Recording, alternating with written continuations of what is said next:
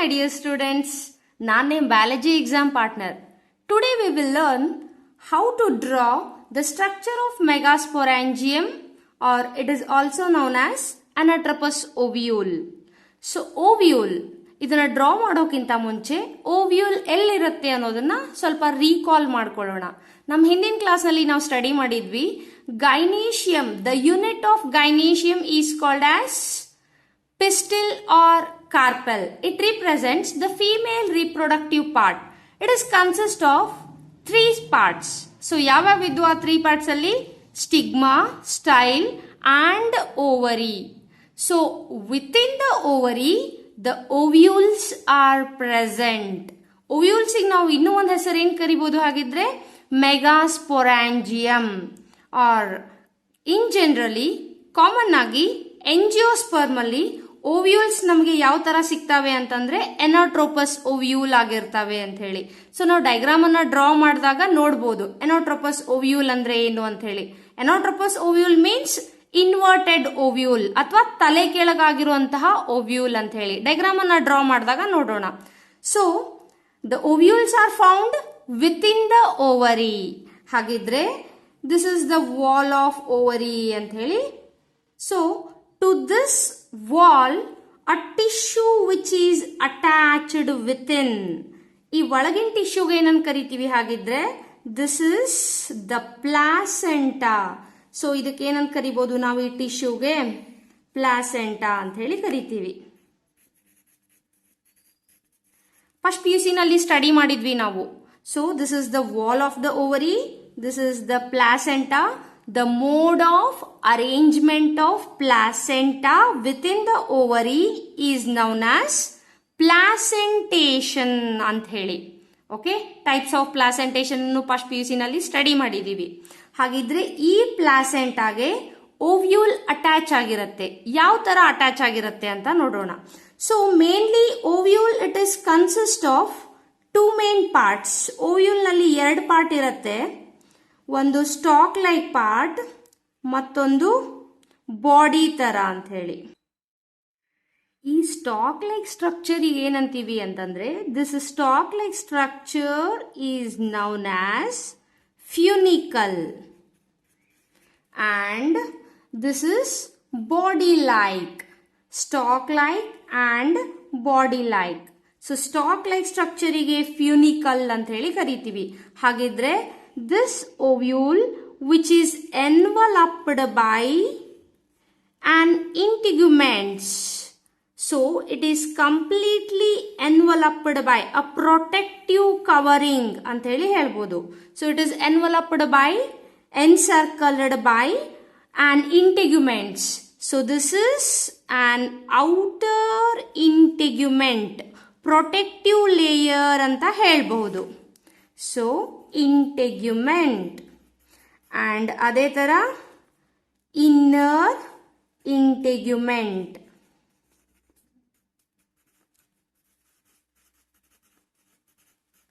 And this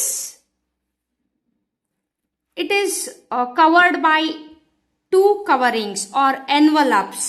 so ಅದಕ್ಕೆ ನಾವೇನು ಹೇಳ್ಬೋದು ಅಂತಂದ್ರೆ ಬೈಟೆಗ್ಮಿಕ್ ಇನ್ ನೇಚರ್ ಅಂತ ಹೇಳಿ ಹೇಳ್ಬೋದು. ಇಂಟೆಗ್ಯುಮೆಂಟ್ ಅಂತಂದ್ರೆ skin which is protective in nature, which protects the developing embryo sac inside.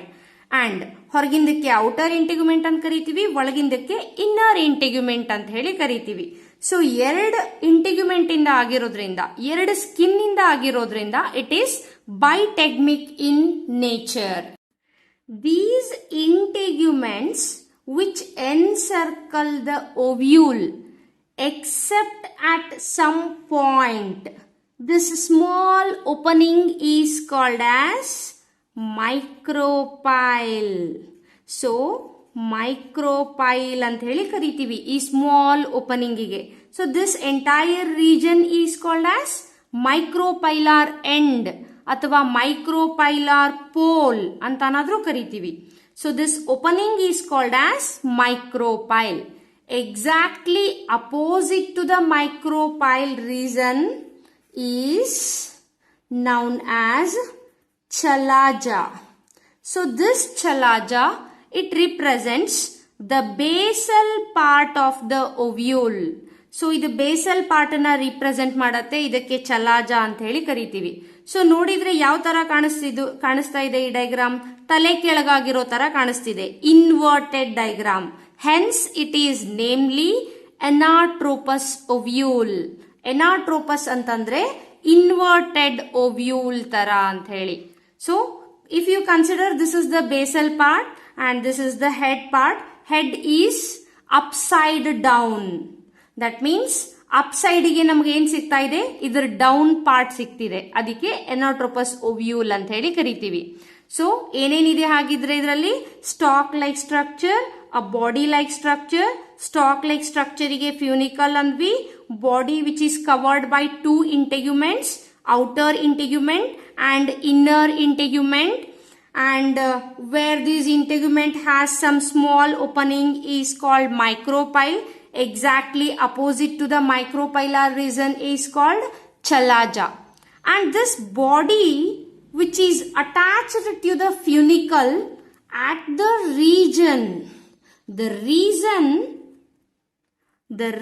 area where this body of the ovule which is attached to this funicle, a stalk like structure, is called as, this region is called hilum. ಇದಕ್ಕೆ hilum ಅಂತ ಹೇಳಿ ಕರಿತೀವಿ.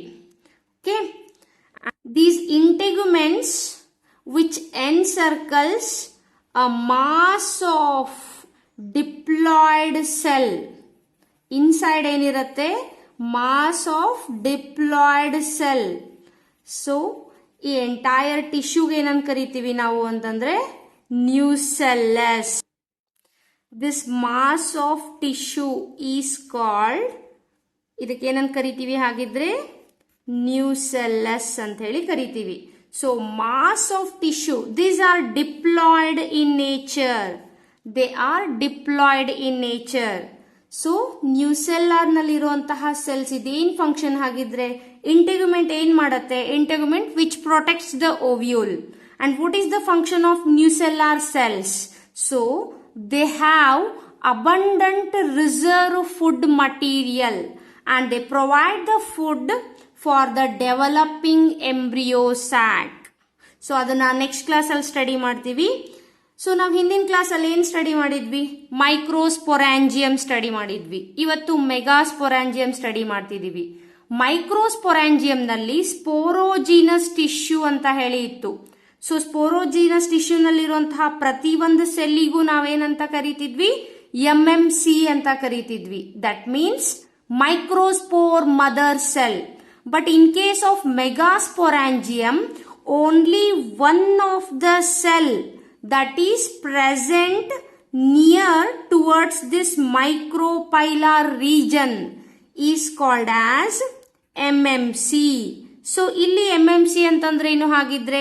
MMC means megaspore mother cell. So ಇಲ್ಲಿ megasporangium ಅನ್ನ study ಮಾಡ್ತಿದೀವಿ, ಅದಕ್ಕೆ megaspore mother cell. And all the cells in the nucellar region are diploid in condition, and this MMC which undergone meiotic type of cell division to form haploid embryo sac. ಇದಕ್ಕೆ MMC ಅಂತ ಹೇಳಿ ಕರಿತೀವಿ, megaspore mother cell. ಇದು meiotic division ಆಗಿ ಒಂದು female gametophyte ಅಥವಾ embryo sack ಅನ್ನ form ಮಾಡುತ್ತೆ. So generally only one embryo sac is present in an angiosperm. So MMC diploid cell iddu which undergone meiotic type of cell division to form haploid embryo sac. ಅಥವಾ ಈ embryo sac ಗೆ ಏನಂತ ಕರಿತೀವಿ? It is also called as female gametophyte. This is embryo sac. Embryo sac is also known as female gametophyte.